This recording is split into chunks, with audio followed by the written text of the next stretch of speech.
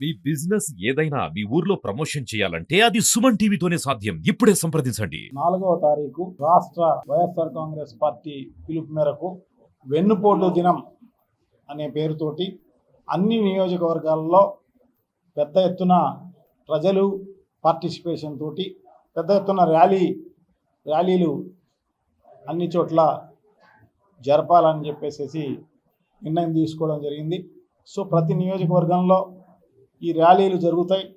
అక్కడున్న స్థానిక అధికారులకు ఎవరైతే అవైలబుల్ ఉన్నారో వాళ్లకు ఈ సూపర్ 6 దాని తర్వాత ఈ 143 హామీలు తెలుగుదేశం పార్టీ ప్రజలకు చెప్పి మోసం చేసి అధికారంలోకి వచ్చి 1 సంవత్సరం పూర్తయిపోయింది. 1 సంవత్సరం పూర్తయిన సందర్భంలో ఒక్కటి కూడా ఈ తెలుగుదేశం పార్టీ అమలు చేయలేదు. కాబట్టి సో ఇది ఒక విద్రోహ దినంగా, ఒక వెన్నుపోటు దినంగా ప్రజలందరూ కూడా భావిస్తున్నారు.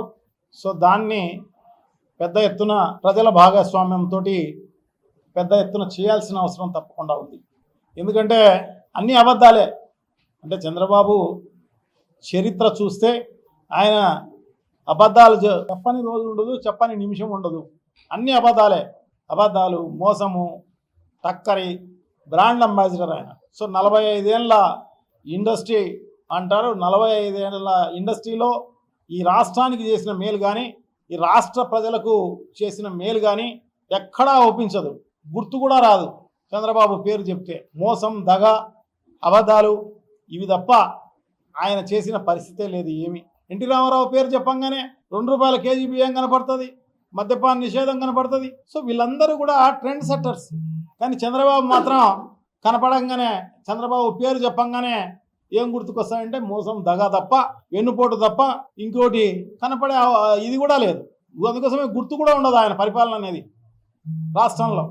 సో దానికి ఇప్పుడు కొనసాగింపుగా ఈ 5 ఏళ్ల కాలంలో కూడా అట్లే చేసే కార్యక్రమం జరుగుతున్నట్టుంది. కరోనా వస్తే ఎలా ప్రజలను ఆదుకోవచ్చు అని చూపించడం జరిగింది ప్రపంచానికి. అడ్మినిస్ట్రేషన్ అంటే అది, నీ అడ్మినిస్ట్రేషన్ ఏంది ప్రజలకు బాగా తెలుసు. చెప్పింది అదే చెప్పే గోబెల్స్ ప్రచారం తప్ప నీకు మీడియా ఉంది కాబట్టి నీ పని జరిగిపోతుంది. పోలీస్ పహారా ఉంది కాబట్టి కడపలో నువ్వు మహానాడు జరుపుకున్నావు. నువ్వు మామూలుగా కడపలోనే మహానాడే కాదు, మీ నాయకులు ఎవరైనా కూడా పోలీసులు లేకోకుండా పల్లెల్లోకి పొమ్మనండి, తెలుస్తుంది. తొక్క పట్టుకొని నిలదీస్తారు. సంవత్సరం అయిపోయింది ఇంతవరకు ఏమీ లేదని చెప్పేసి నువ్వు రోల్ మోడల్ అని చెప్తావు, నీ పరిపాలన రోల్ మోడల్ అని చెప్తావు. నోరు తీస్తే అబద్ధాలు, పని చేస్తే మోసం.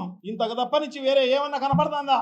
చాలా దారుణం. సో డెఫినెట్ గా ప్రజలందరూ కూడా నీకు బుద్ధి చెప్పే రోజు, ఎందుకంటే చొక్కా పట్టుకునే రోజు ఖచ్చితంగా ముందుంది. ఖచ్చితంగా చొక్కా పట్టుకునే కార్యక్రమం తప్పకుండా జరుగుతుంది అని చెప్పి తెలియజేసుకుంటూ, ఇదేదో రెడ్ బుక్ రాజ్యాంగము నువ్వు ఒక్కనివే రాస్తున్నావు రెడ్ బుక్, ఇక్కడ ప్రతి ఒక్కరు రాస్తున్నారు, ప్రతి కార్యకర్త రాస్తున్నారు. ఖచ్చితంగా అమలు చేసి తీరుతాం.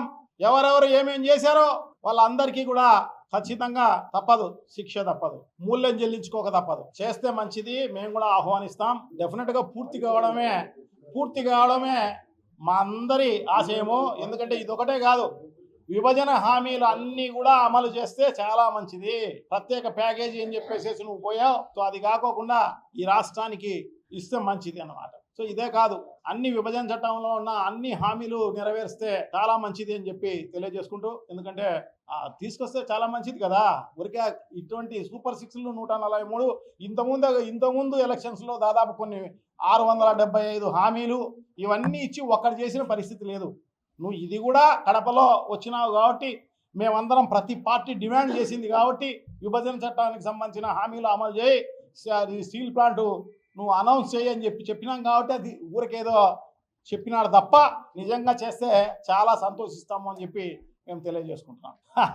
ఇది జగన్మోహన్ రెడ్డి గారు పిలిపిస్తే వితౌట్ నోటీస్ ఈడ కడపలోనే కాదు త్రూఅవుట్ రాష్ట్రంలో ఎక్కడైనా వితౌట్ నోటీస్తో ఇంతకంటే డబల్ ఎక్కడైనా వచ్చే కార్యక్రమం జరుగుతుంది.